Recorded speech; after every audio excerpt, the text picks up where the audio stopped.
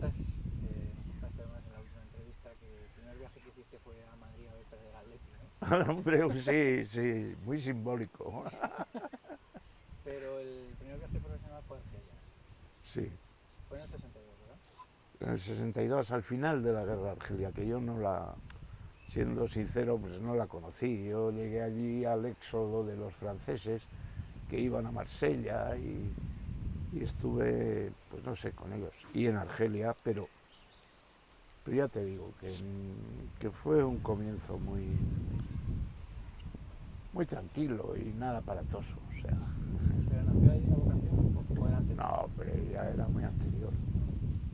Muy anterior porque yo pertenezco a esa generación que nació a caballo de la batalla de Stalingrado entre, entre los nazis y los rusos.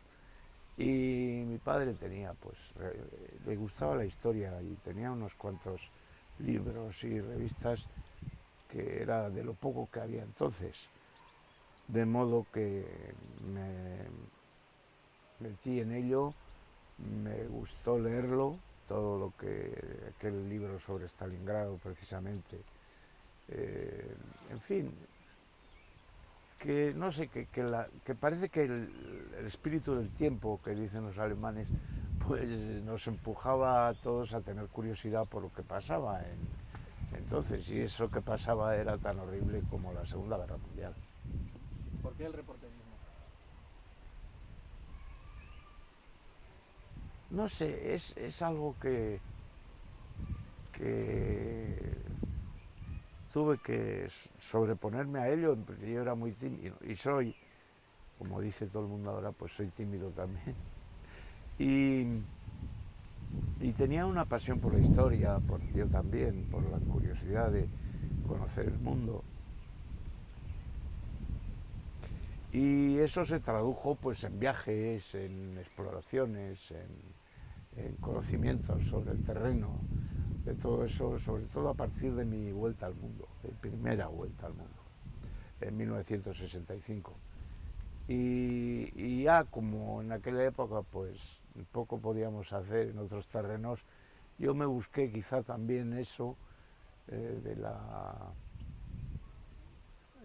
eso de la Segunda Guerra Mundial y todo eso, para interesarme por lo que pasaba en el mundo. Y nada mejor que darse una vuelta por él y empezar a volver a los sitios donde ya habías estado, porque las guerras no cesaban ni tampoco han cesado hoy. Y la curiosidad, la pasión por la historia y de ver el mundo, pues también los vascos lo tenemos, ¿no? O sea que la estrategia es coger un tema conflictivo, documentarse y ir allí, hablar con la gente. Pues un poco puede ser eso, sí. Sí, porque como no lo hagas tú, no te lo va a hacer nadie. Y por muchas lecciones que te den, y por muchos consejos y por mucho tal, si tú no te interesas por ello, no profundizas y esas cosas, pues nadie va a hacerlo por ti. Y eso que yo siempre digo cuando te piden un consejo, pues les digo que lean los periódicos, cosa que a veces no es a lo mejor ni tu caso ni el mío, pero que hay que hacer, que hay que hacerlo.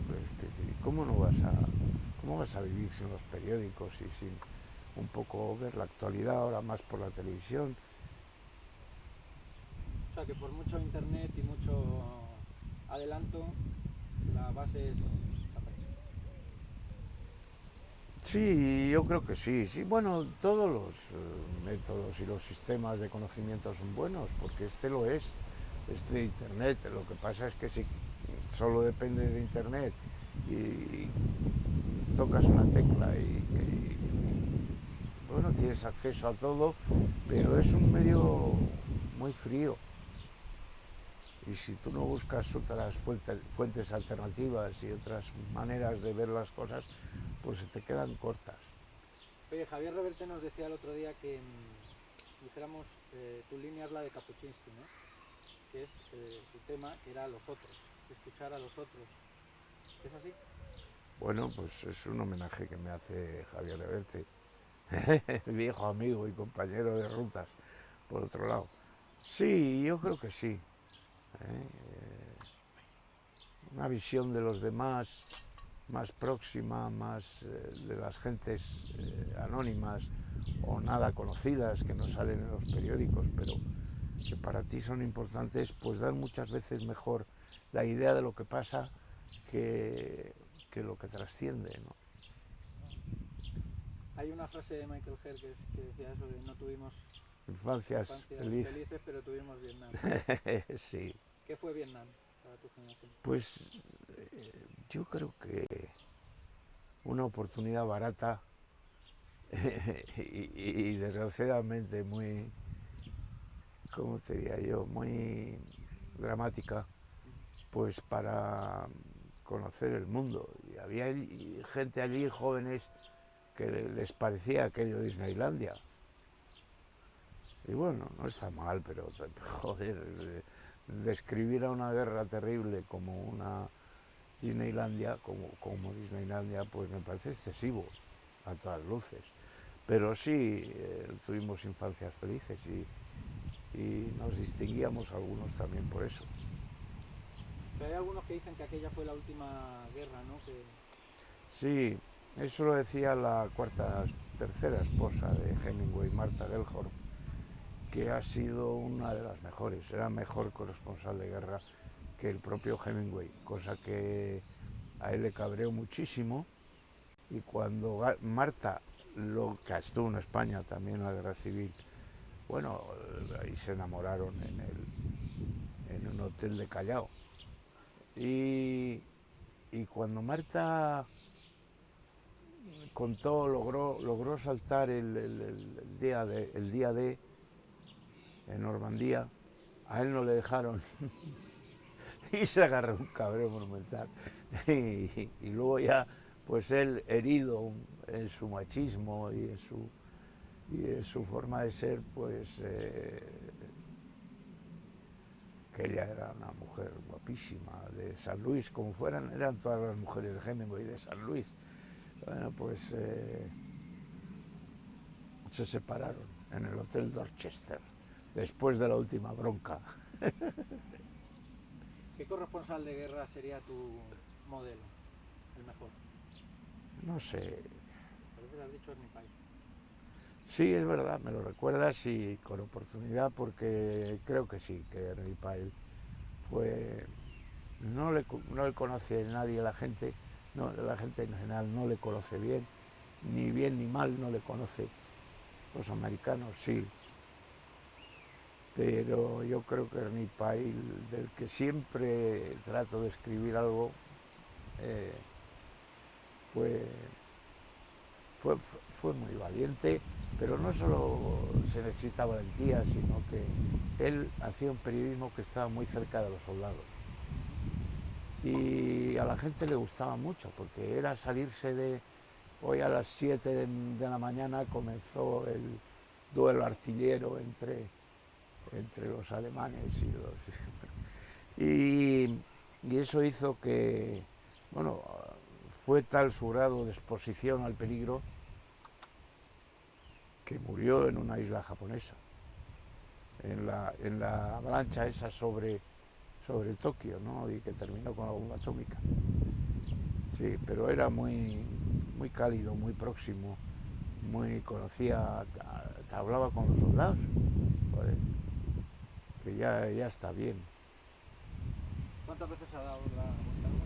Ah, no, es una chulería de decir, no sé cuántas, pero sí, unas cuantas. Pero... No, lo digo porque ahora hablo con los periodistas de mi generación y ven esto de viajar como muy, joder, qué caro, es que no me manda el medio.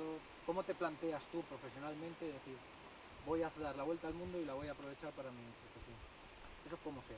Bueno, hay que aprovecharlo todo, que no solo es la vuelta al mundo, que una vez, hace ya un tiempo, vino el quejica típico, para que te voy a contar porque los conoces muy bien, igual que yo. Que claro, esto solo ustedes pueden viajar porque les dan medios y nosotros no tenemos. Pero ¿qué he hecho yo toda mi vida que tratar de conseguir esto? viajar y tal, y no pasando unas cuentas de gastos en las que figuran hasta el alquiler de una tormenta. Y bueno, eso hay que tomarse la broma y con humor. Pero claro que sí, pues hacerse uno a sí mismo, por medio de lecturas, de viajes. Y este que me vino a contar me dijo, claro, usted ha ido a la revolución argelina, la última, bueno, una revolución interna de esa, y que presagió unos cambios en Argelia. Y le digo, ¿quieres que te cuente lo que me ha costado? Si ese es el argumento que tú tienes, lo que te falta es la vocación, muchacho. Vete a lo primero que encuentres y fórmate. Y pues si algún mérito hemos tenido algunos, que no he sido yo solo. Ahí están Vicente Talón, Pepe Colchero, un gran periodista, y además, como decía Kapuscinski, eso de que para ser corresponsal de guerra hay que ser buena persona. Y Pepe Colchero no solo es una gran persona, sino que era un santo, vamos, casi por decirlo literalmente. Última sobre las guerras. Te decía que habías estado también en la última guerra de Irak, en Jordania. Sí. Pero has contado alguna vez que aquello ya no era lo mismo, ¿no? Bueno, no sé, a lo mejor porque ya me he hecho viejo. Y no sé qué atribuirlo, pero ya últimamente me dio la impresión, dado mi estado de vejez y de postración, que aquella época más romántica y más bohemia, sin tantas televisiones, que no las había, pues era más natural, y uno se sentía más periodista que esto que alguien, un compañero nuestro, definió como la vuelta a Francia en Kosovo, ¿no? Que había 3.000 o 4.000 periodistas, claro, y ese modo de vida y de sistema y de organización, pues ya no pertenecía a nuestra época de medios más precarios, de menos televisiones, pero no sé si pensar, lo pongo en duda, el beneficio de la duda, de si eran tiempos más estimulantes, más para el periodista, que se lo tenía que hacer todo y qué sé yo, pues a lo mejor no es verdad, pero en parte sentía eso, que últimamente ya es un follón eso. No hay más que periodistas por todos lados. Y la verdad es que hay quienes echamos de menos aquel periodismo más cercano, que tenías que hacerte con más información y como fuera, y que no dependía tanto de internet. Que claro, ahora muchos, pues la verdad es que han visto llegado el momento de tocar unas teclas y de enterarse de eso, lo cual ha enfriado mucho la profesión. ¿Por qué elegiste Guadalajara para encontrar la tranquilidad? No sé, Guadalajara me eligió a mí, de modo que poca opción podía tener. Y bueno, la conocí, en parte no muy bien, pero la conocí, luego tuve la oportunidad de entrar en esta casa y los amigos y todo eso fue componiendo una especie de flechazo, amor a la primera vista que dicen los anglosajones. Y, y la verdad es que creo que acerté de pleno, vamos, a los 14. ¿Quién te trae a la mata? ¿Cómo llegas ahí por primera vez? Pues pongo un anuncio en un periódico en Madrid y al principio me llegan ofertas de fincas de miles de hectáreas, de Toledo, de por ahí. Digo, si yo no puedo pagar eso, ni puedo permitírmelo, y, y así surgió la mata. Un inglés que ya la vendemos. Los ingleses quieren mucho a los sitios que eligen, pero luego pasan de ellos, porque ha pasado esa época también, porque tienen hijos y quieren ir todos a Denia, y eso. Y este fue uno de esos casos, y, y me metí allí en ese fragoso paisaje que ahora ya está ya irreconocible. ¿Qué encontraste en aquel momento en Cañizar, en Torija, luego aquí en Brihuega? Sí, pues nada, un refugio fantástico.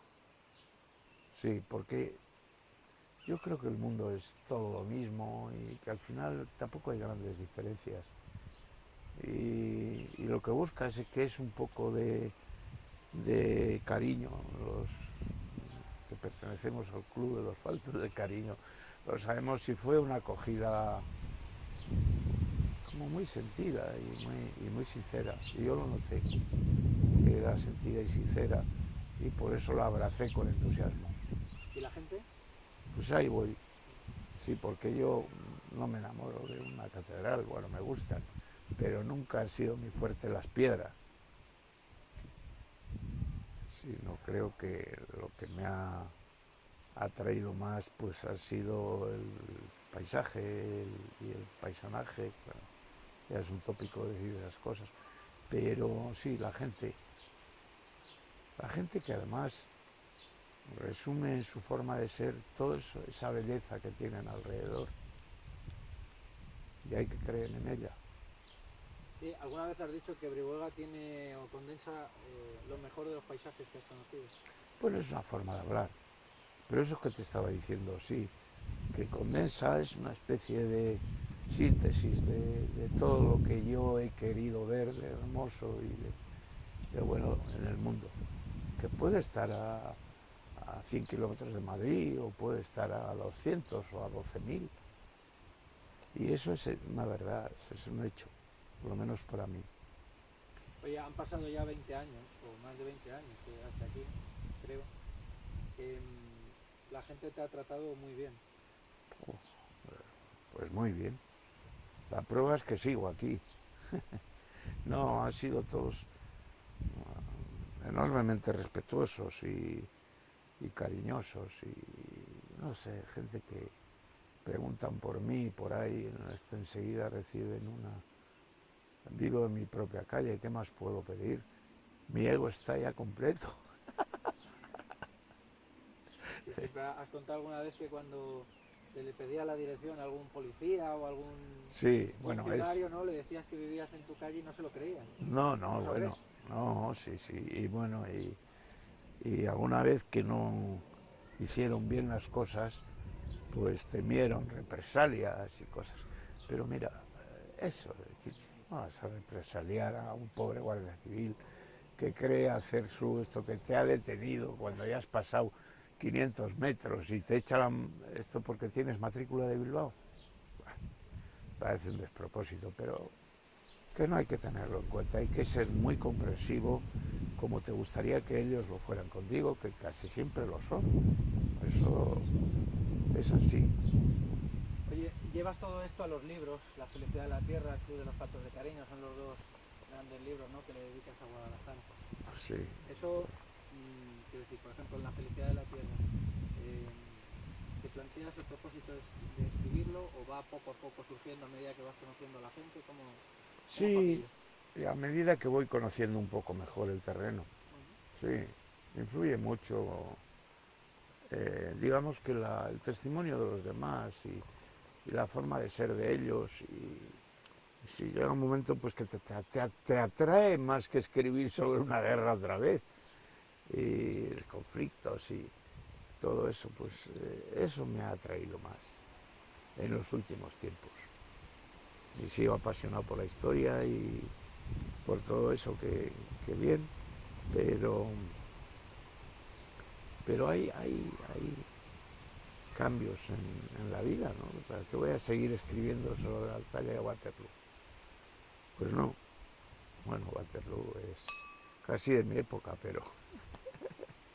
Y entonces cuando conviertes en personaje literario a Jesús, Sí, o al claro. Pato Toribio, ¿no?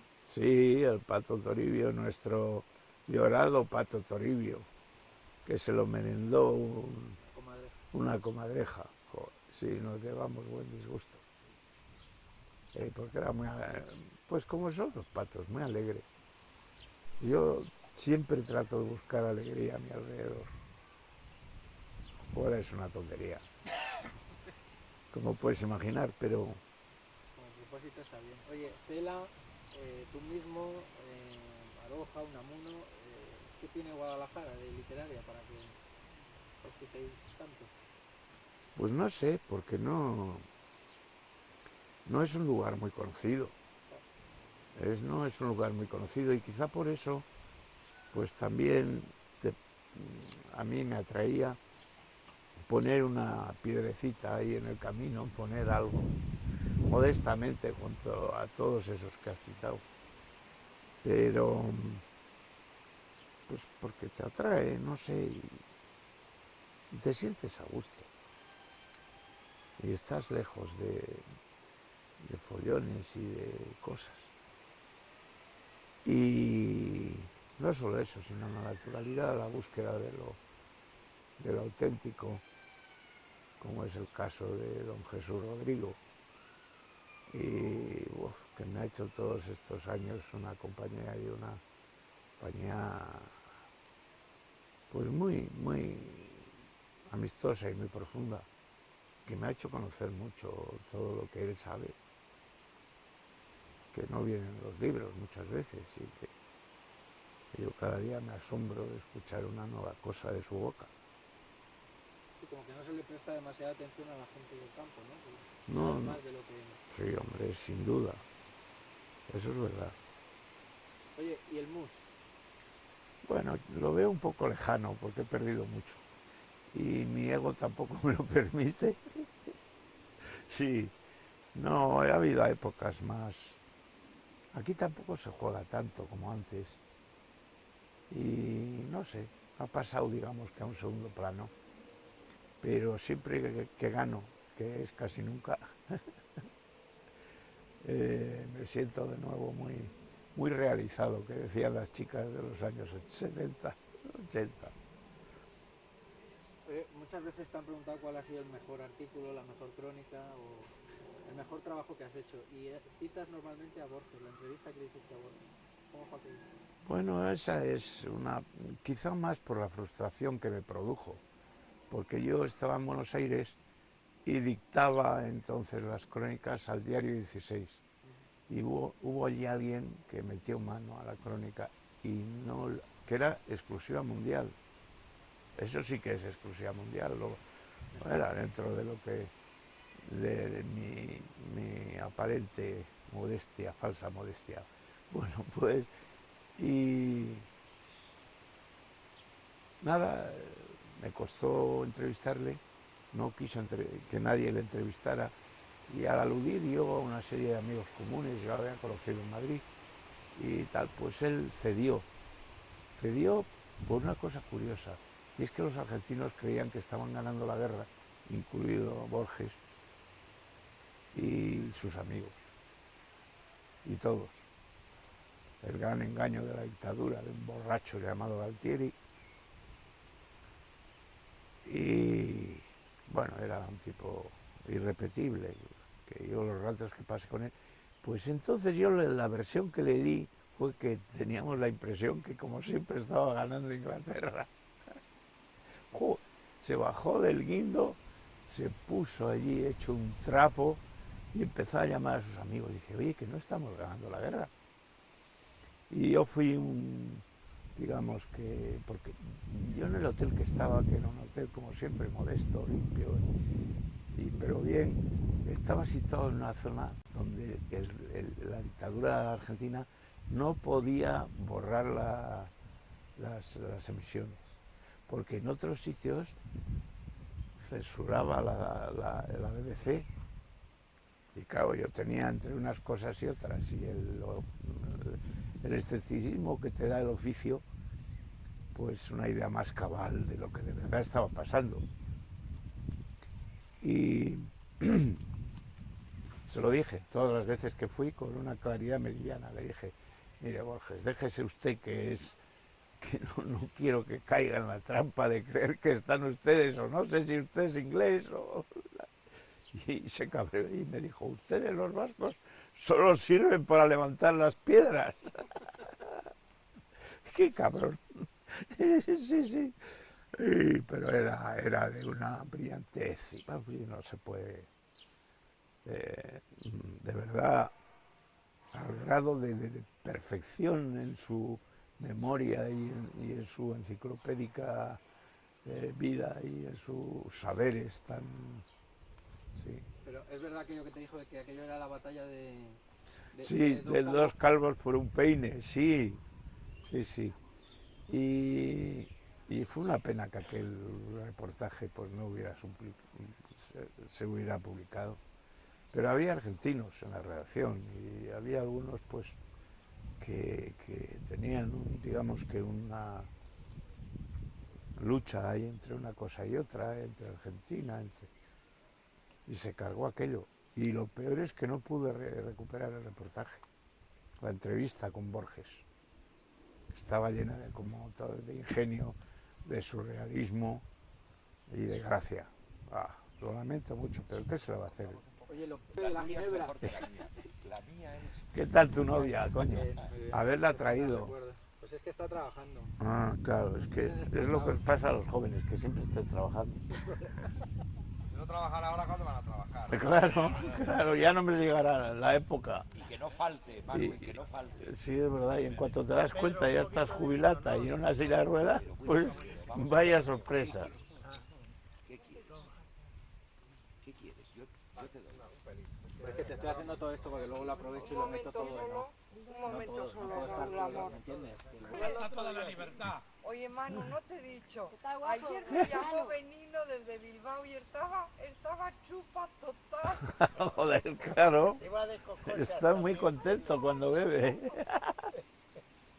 Pobre Benino. Y nada, el 8 ya Pues cuando queráis, Raúl. el 8 te vienen todos los primos o ya está. Retomamos. Tienes un libro que es la tribu, y decías que la tribu es la tribu de las 3Ds, ¿no? Sí, ¿Qué era? bueno, una chorrada que se me ocurrió, pero que Sí, tuvo sácala. esa repercusión inesperada que tienen estas cosas y que de pronto, pues, no sé si juzgan o bastante hacen en leer un poco y por lo menos enterarse de esto. Pero sí, dipsómanos, divorciados y deprimidos. La tribu de las 3Ds. Algo de eso hay, ¿eh? Por lo menos en esa tribu prima de la televisión que hemos conocido pero bien, bien. Pero para saciar la vocación del periodismo a fondo, ¿es necesario sacrificar una familia? O... No tienen por qué, si las cosas están claras desde el principio, pero es muy difícil, reconozco que es muy difícil, porque esta ansia de libertad que tienes, no te gusta que lleguen las barreras un día y que lleguen las preocupaciones, y a veces pues es incompatible, pero otras no, depende de las personas. Y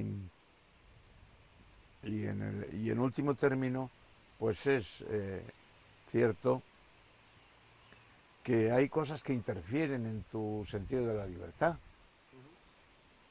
que son casi todas. Oye, ¿de qué has trabajado en tus viajes? Joder, Aparte de periodista, claro. sí, he sido de todo menos proxeneta. Que todo llegará, que todavía no hemos terminado. Sí, sí, de verdad.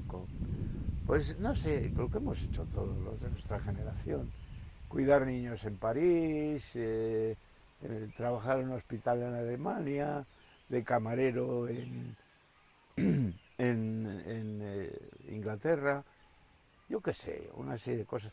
Y la más exótica, desde luego, mi época como vendedor de píldoras australianas que hacía pasar por alemanas, porque Alemania tiene desde siempre más prestigio en Asia que lo tenga cualquier otro país, y yo me hacía pasar por ingeniero alemán para vender las píldoras Andres Pty que fabricaban en Sydney.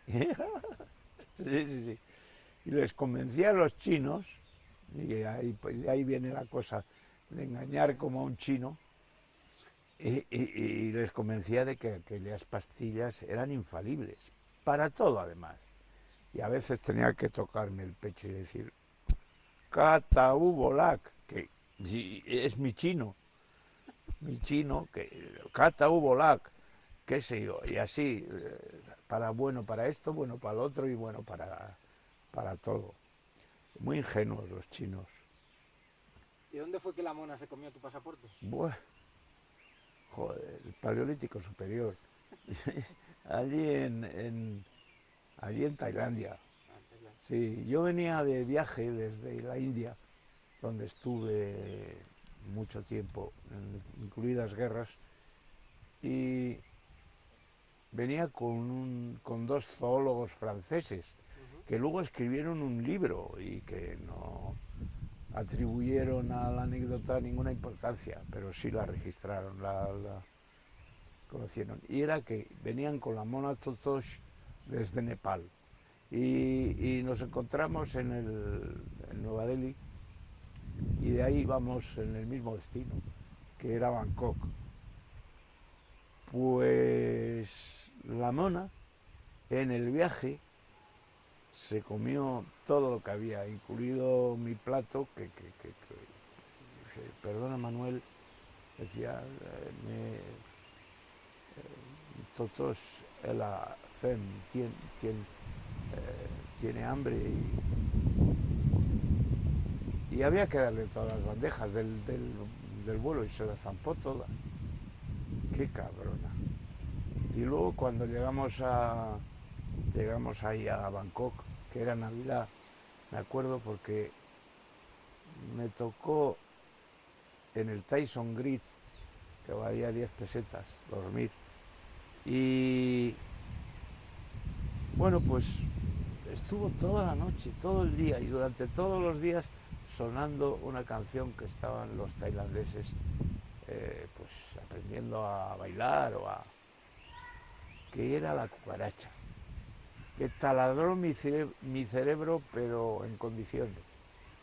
Yo ya no veía más que la cucaracha. Me despertaba por la mañana, cucaracha, y ese en el momento no sonaba, pero...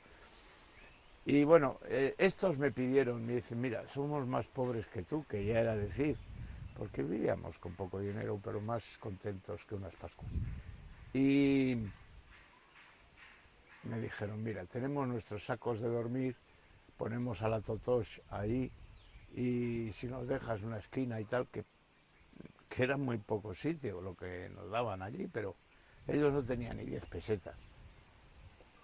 Y el caso es que a la mañana siguiente los tres estuvimos de acuerdo en darnos una vuelta por Bangkok, ciudad que ya está esquizofrénica, perdida, y que ya no puedes... bueno, los últimos viajes han sido memorables. Pero claro, son también los recuerdos. De modo que aquellos recuerdos... Nos fuimos en un tranvía y era tal el respeto que nos tenían, fíjate qué cosas, ¿no? Que no te cobraban. Y bueno, ellos no pagaban. Y primero ellos no pagaban y yo pues me apunté a un modo tan sencillo de viajar y tan barato. Y bueno, al volver para no hacerlo muy largo, al volver de aquella randonnée por este lugar, vimos en las caras de los clientes del Tyson Grid, el hotel de las 10 pesetas, caras muy extrañas. Y nos miraban como si hubiera pasado algo grave. Joder, yo empecé a mosquearme y dije, pues si no subimos, debe ser algo que ha ocurrido. Y había ocurrido. Y es que la Totoche de los Cuyons había roto las amarras que le ataban a la ventana de rejas, porque era como una cárcel para que no te escapara, y la tía se había comido todo lo comible, mis buenos mapas Bartholomew, que eran exquisitos para el paladar, y se había comido mi pasaporte. Joder, y ahí empezó el problema, porque claro... Te fuiste con la mona a la comisaría. Y primero a la embajada. Dile, mire lo que me ha dejado este. Y estaba Máximo Cajal, más Cajal, cargado de negocios. Y bueno, pues me dijo, no me diga usted nada. Bueno, entonces nos tratábamos de usted y como era de rigor. Y me dijo, no me tiene usted que decir nada porque yo ya sé de la agresividad de este pequeño bicho. Y es que lo primero que hizo cuando yo fui con la mona para demostrarle que me había roto el pasaporte fue abalanzarse sobre él y quererle morder, porque pasaba tanta hambre que el pobre animal... Bueno, en resumen, que me dio el pasaporte y luego el Ministerio de Asuntos Exteriores. Esto parece trivial, baladí, que dicen ahora otra vez, pero puede parecer trivial, pero es que, de verdad, pasarte unos días en la cárcel no eran unos días, eran meses. De modo que fui allí y estaban todos sentados como en pues como era normal en estos ministerios, que todos, y al verme llegar con la Totosh, la mona, pues se quedaron muy extrañados, porque era la primera vez. Y le expliqué al jefe de que, bueno, había tenido este percance. Se echó a reír y luego se echaron a reír como en una comedia de Charlot, todos los demás que había allí. Y porque la mona decidió saltar la baranda e irse allí a saludar a todos los que nunca habían tenido. No era como la televisión. Y nada, me dieron otro. Porque entonces pasabas muy malos ratos con las detenciones que hacían, una especie de expreso de medianoche, ¿no? Pero luego también se han hecho películas sobre eso en Bangkok. Oye, dos cosas más. ¿La peor atrocidad que has visto fue la de Bangladesh? No sé, por resumir, ya sabes que los periodistas por lo general solo queréis cosas concretas.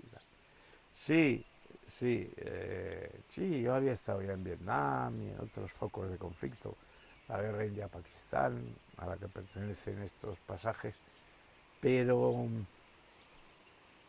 por decir algo, la guerra más terrible que ha habido por encima de la guerra de Troya y de todo eso es la guerra de Irak. Eso no tiene nombre, es que eso, bueno, yo no sé cómo nos hemos terminado por acostumbrar a una sangría de esas características. Que el hombre no ha aprendido nada, 2 guerras mundiales, una pirámide de muertos. Por Dios. Una última cosa, tienes como 40 libros escritos, creo, o cerca de 40. ¿Sí? ¿A los has contado? Más o menos, me parece. Oye, Yo no soy nada filatélico, de modo que no sé ni cuántos he escrito, ni siquiera cómo. Condiciones a veces. pero ¿de cuál te sientes especialmente satisfecho?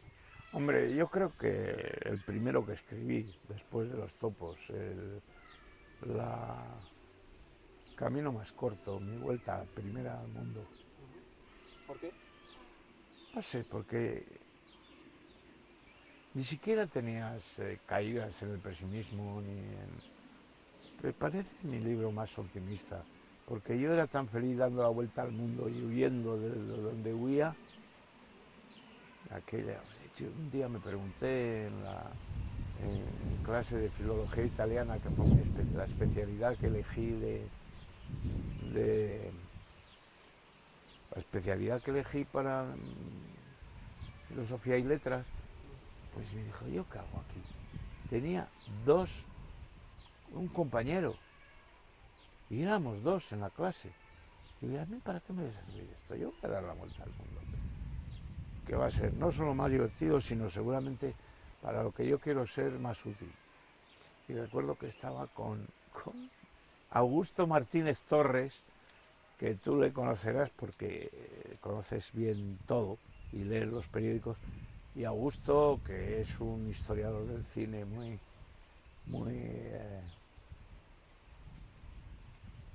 bueno, para decir algo y decirlo pronto, y así me fui a dar la vuelta al mundo. ¿Quién no quiere dar la vuelta al mundo? Además no me costaba un duro, yo tampoco lo tenía, y me tocaba a veces más guardias y limpiar esto que los demás, pero reconozco que fue un gran acierto. Muy bien, pues se finí. C'est fini, c'est quoi pas. C'est pas posible. ¿Qué diría Carlos Sastre? ¿Quieres un poquito de chorizo? Ahora bajamos a sacar el coche. Son desfasados completamente. Pedro.